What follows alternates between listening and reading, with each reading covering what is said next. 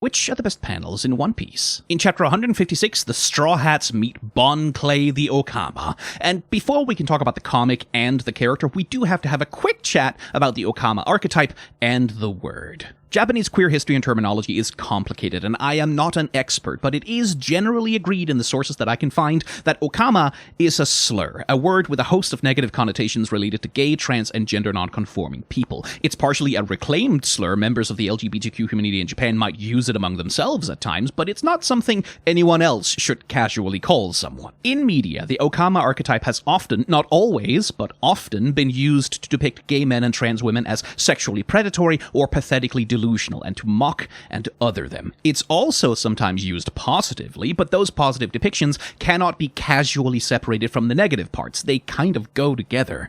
Queerness in One Piece is a complicated subject, and we'll talk more about the positive sides of that later, especially once we get to Impel Down, but no matter how he develops later in the story, Bon Clay is introduced as a villainous trans and drag-themed character whose superpower is to pretend to be something he's not, and who has no qualms about stealing Nami's appearance and flashing her breasts at the male crew. So, it's not exactly a great way to introduce the first queer-themed character in the whole story, and even if it was a more positive depiction of the archetype, it would still be kind of problematic. Bon Clay and his depiction is not that bad for the time, but that time was 25 years ago, and here in the current day, we can comfortably say that this hasn't aged all that great. Bon Clay is one of my favorite characters in the story, and a fan favorite for good reason, but if we're going to love him at his best, we also have to try and recognize the problematic and negative elements of his depiction. Anyway, with that out of the way, let's look at the panels. The chapter opens with a bit of world building where Nami tells the Straw Hats about undersea volcanoes and how islands are born, and as they sail into the steam cloud of the volcano,